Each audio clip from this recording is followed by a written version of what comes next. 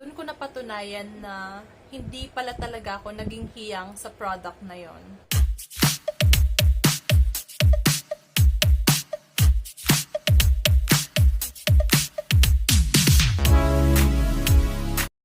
Disclaimer that this vlog is just based on my own experience and results may vary. So, ito po yung skin type ko. I have oily, acne-prone, and sensitive skin, and I have cystic acne. Hi mga madam! So ito, day 1 ko ng paggamit niyan ng tomato set. Ito yung itsura ng mukha ko. Ito yung condition ng mukha ko. Ayan.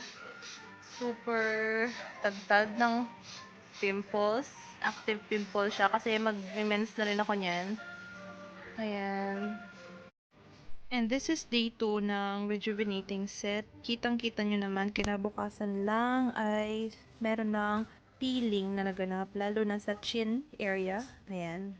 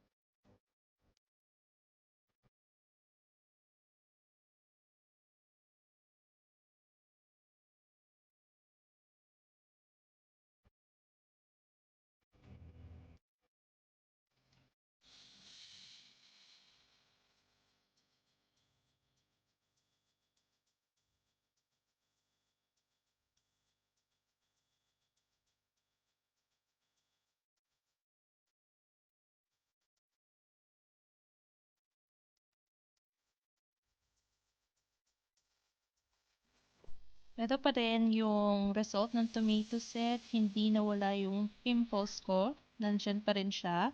Unlike sa rejuvenating set na nag-lighten yung acne marks ko, nag-lighten yung skin ko, at naalis talaga niya yung pimples ko.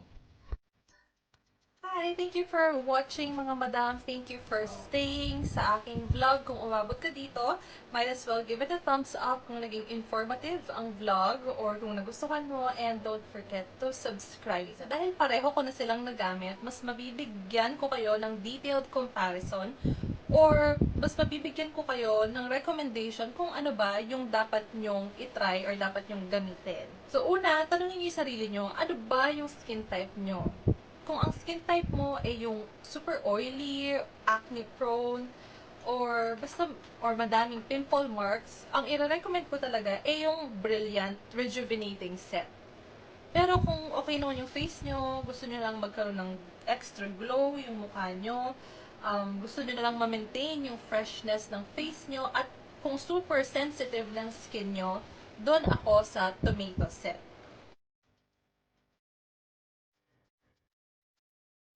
Okay mga madam, so mag-start na tayo sa tomato set. Mag-start tayo sa mga nagustuhan ko at ilalagay ko sila dito. Una ay yung pagiging super mild niya sa face.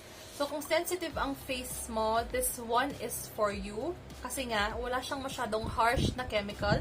At dahil nga ang tomato set ay ang mildest set nila, pwede siya sa teenager, pwede siya sa lactating, pwede siya sa pregnant, at sa may mga sensitive skin. So, pwede siya sa lahat. At unlike nung Brilliant kasi, hindi siya pwede sa mga pregnant or lactating. Isa ko pang nagustuhan, walang downtime. Ito based lang to sa experience ko. Wala siyang downtime para sa akin dahil, say, gusto mo mag-makeup, pwedeng-pwede pa rin kasi nga wala naman akong feeling na na-experience or walang redness, hindi katulad nung sa rejuvenating set. Kita naman doon sa mga pictures kanina. And ang pinakahuli kong nagustuhan dito, pwede mo siyang gamitin ng pangmatagalan. Kumbaga, tama nga yung claim niya na for maintenance siya. So, kung na-achieve mo na yung gusto mong skin, kung kunwari nagpag-glass skin ka gamit yung rejuvenating set or kung anumang set, kung naghahanap ka ng maintenance, doon kayo sa tomato set. At syempre, meron ting mga bagay-bagay na marirealize mo after mo na siyang gamitin. So, ito yung mga hindi ko masyadong nagustuhan sa tomato set. And, ayun nga, napatunayan ko, dahil na-compare ko na silang dalawa, napatunayan ko na hindi ako nawalan ng pimple habang gamit ko yung set na yon. Mabilis nga siyang mag-dry ng pimple. After nun naman, magkakaroon na naman ako ng bagong pimple. So palagay ko, nilabas talaga niya lahat ng bongga yung pimples ko. So kung mapapansin nyo yung mga pictures ko, as in, puno ako ng pimples, hindi talaga siya nawala hanggat natapos kong gamitin. Second is, kung may dark spots ka, di siya ganon ka-effective na pagtanggal ng dark spots. Nga, mild lang yung tomato soap, wala siyang ganong kalakas na whitening effect. So kung ang habol mo magtanggal ng dark spots, dun tayo sa rejuvenating set. Okay, susunod naman, kung habol mo ay pumuti or mag-whiten ang face mo, kung gawin mong, kung kunwari uneven yung skin tone mo at whitening ang hanap mo, hindi yung tomato set yon. Kasi nga, hindi siya ganun kabilis makapag-whiten. Kasi ako morena ako and hindi naman talaga niya na-whiten yung face ko, although na-brighten naman. At pang-apat, napatunayan ko na dahil na nga na-compare ko na sila, hindi siya ganun ka-effective or hindi siya effective na pangtanggal ng blackheads and whiteheads.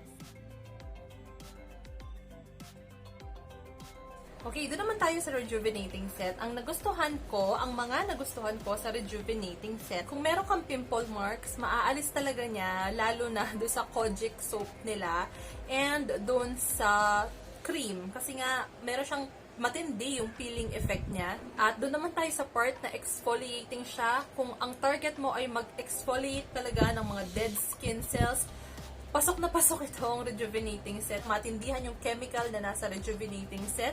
Kaya second day pa lang, nag-peel na agad yung face ko. So first time ko palang gumamit nitong rejuvenating set ha. First rejuvenating set na ginamit ko. Ang pangatlo kong nagustuhan, mabilis siyang mag-dry ng acne.